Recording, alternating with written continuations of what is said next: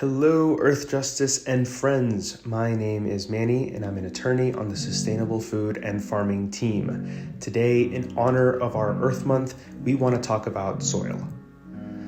We know about the biodiversity crisis and the climate crisis, but did you know soil has a big part to play in both?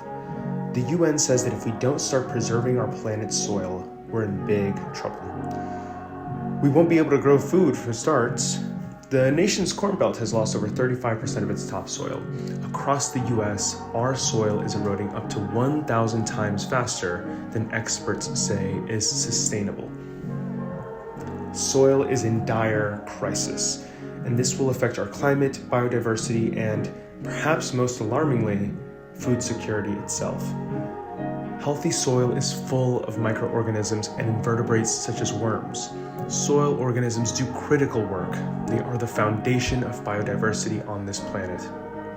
Soils also absorb, filter, and purify our water, helping to protect against flash flooding, which will become more and more common with climate change. 1 teaspoon of healthy soil contains billions of bacteria, fungi, and other microbes. Healthy soils are composed of organic matter from decaying plants and animals, a wide variety of nutrients, water, and a breathtaking amount of breathing plants, fungi, and other organisms. I think the most amazing thing about healthy soil is that it is filled with life. It breathes. Soils also play a major role in the carbon cycle and in climate. When we think of the carbon cycle, we often think of trees and the atmosphere, but there's more carbon in the upper meter of soil globally than there is in all of the trees and the atmosphere combined. I'm Mustafa, the staff scientist on the Sustainable Food and Farming team, and much of my research focuses on soils. Soil carbon is stored in grasslands, forests, and wetlands. But many land use changes associated with agriculture release it, which is terrible for climate change. Converting land, whether grasslands or forests, to agriculture results in a number of harms. We lose topsoil rapidly at the time of conversion, continue to lose soil through poor farming practices, and we lose out on the additional sequestration that would have occurred if native vegetation was allowed to remain in place. These lands could be accumulating and storing carbon and supporting biodiversity, but instead they are emitting carbon in quantities that the planet cannot afford. Soils are fundamental to food justice, climate, biodiversity, and all of us. Farmers are already adapting to climate change such as heat waves and floods, with an eye towards food security well into the future. But we need to give all farmers the tools they need for soil conservation and other sustainable farming practices. But there's good news.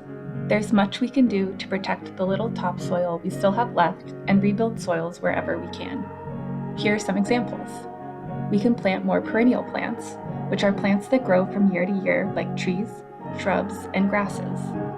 Perennial plants store a lot more carbon and have deeper roots that make them more adaptable. So, integrating perennial crops like fruit and nut trees and grasses with annual crops can be a real win-win. We can also use prairie strips, which are portions of cropland that have been planted with native prairie plants. Prairie strips help to break up monoculture farms and allow soil to regenerate within the strip, build habitat for pollinators, absorb and hold water, and provide other benefits. In addition, we can plant several different crops in rotation rather than planting a single crop, such as corn or soybeans, every year. This biodiversity helps build healthy and resilient soils, which many cultures have known for millennia.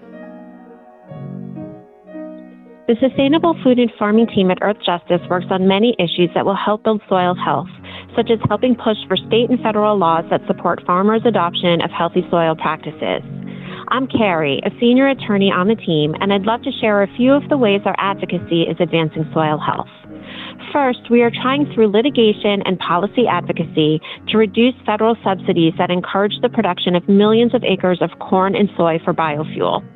This production uses limited and precious land and soil, and at the same time, it threatens endangered species and their habitat and the climate all at the same time. Second, we are using these same tools of litigation and advocacy to challenge climate, air, and water pollution from the production of food products from animals. Most people don't realize that almost all of our meat, poultry, and dairy comes from industrial-scale animal factories where tens of thousands of animals are kept in crammed conditions.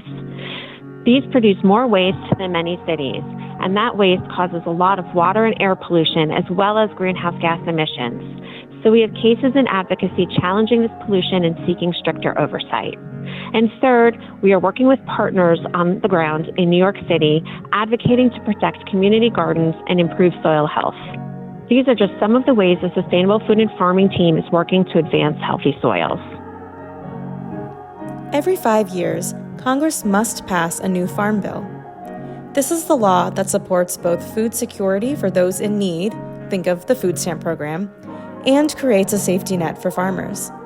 The bill can also help farmers and ranchers adopt climate-friendly practices, and that's our goal.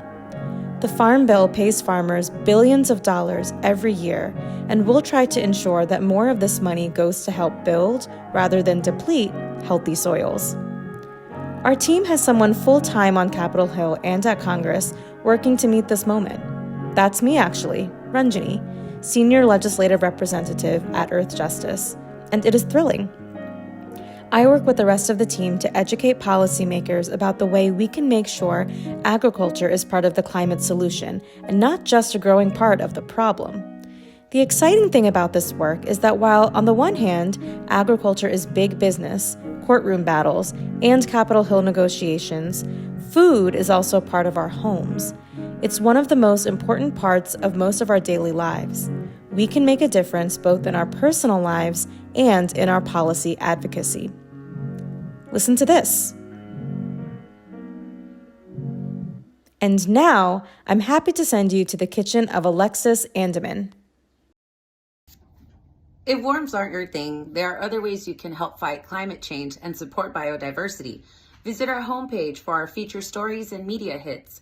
It's earthjustice.org/office/sustainable food farming. I'm Nidia, the communications and media strategist for the team, and I can attest a lot is going on. You can find most of the team here in New York City. We'd love to see you. Have a happy Earth Month. Thank you for watching.